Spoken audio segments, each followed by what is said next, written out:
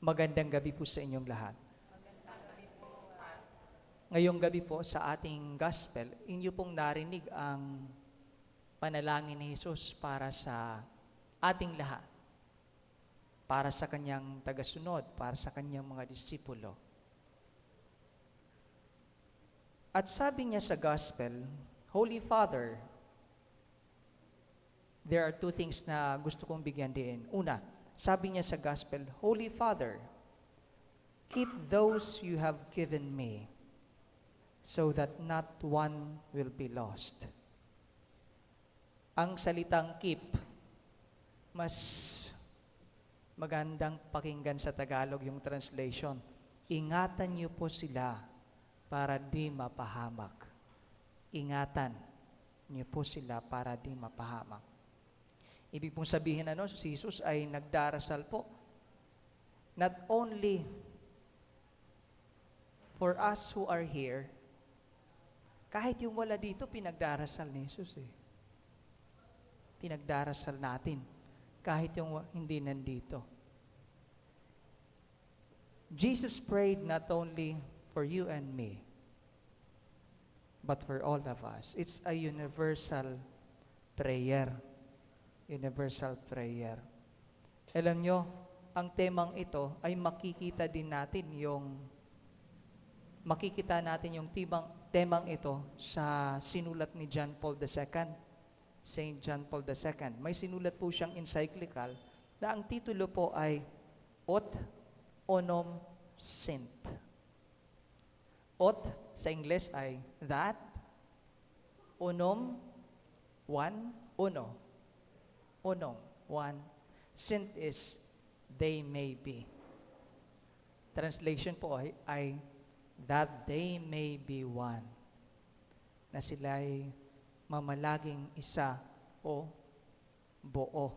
Itong encyclical na ito, binibigyan din neto ang tawag o hamon ng Diyos na ang lahat ng Kristiyano naway magkaisa.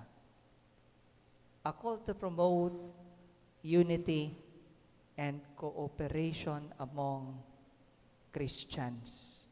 Among Christians. And today, we are being reminded of that thing. To always promote unity among us, of course, in God's name.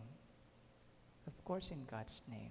Bilang isang parokya, God is telling us to always promote unity among you. Hindi sana watak-watak.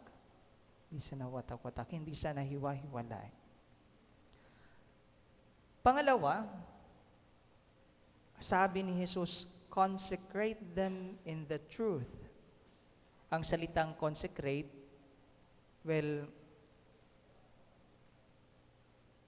basically it means to make holy. To make holy. To make holy. But in this sense, setting na ito, it is used to mean set them apart. Set them apart. Ibig pong sabihin, set them apart what for? For God's service. Para sa misyon. Translation po, naway ialay nila ang kanilang buhay na makilala ako at maibahagi ako sa iba. Yan pong ibig sabihin ng consecrate, to dedicate, set apart.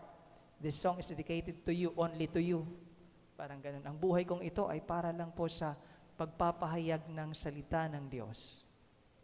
Set them apart. Yan pong ibig sabihin yan. Consecrate them.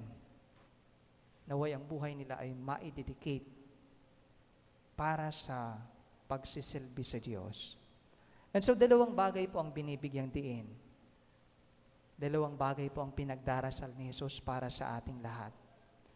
First, He's praying to the Father na sana'y ingatan tayo. And that is very consoling.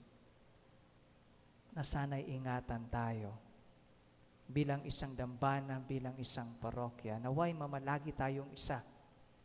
Yan po ang dasal ni Jesus. And secondly, He is praying to the Father na sana'y palagi maialay o maidedicate natin ang buhay natin na mas makilala siya sa pamamagitan ng kanyang salita at maibahagi siya sa iba to bring him to others so that others may know Jesus. Ibig pong sabihin, may mission po tayo na gawain. May gawain po tayo. Nawa bilang isang komunidad, dinggin ang panalangin ito ni Jesus para sa ating dambana na para tayong lahat ay ingatan ng Diyos at naway maialay natin ang buhay natin sa Diyos.